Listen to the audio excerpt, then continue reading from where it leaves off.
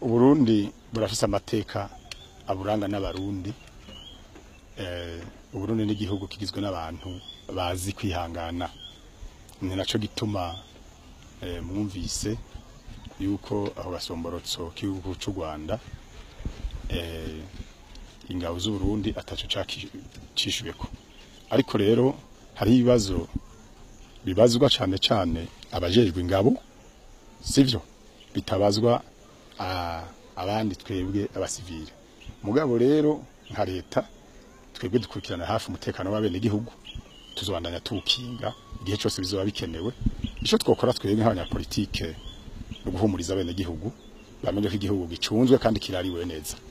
Ibisigaye n'ibikorwa vya tekinike navyo no kwinjiramo. Mugabo Uburundi n'abarundi bariteguye nkuko bamye kuva na kera mu mateka yabo gusubiza inyuma ico kintu cyose cohirahira kikaza guhungabanya umutekano w'abarundi. Sijambere izo bibaye ngira ngo muravyibuka muri 2015 abinjiriye ngaha mu Kayanza nyene vyagenze. Aha rero nta vyinshi nojamwo atari guhumuriza bene igihugu yuko abarundi turi maso. Murakoze.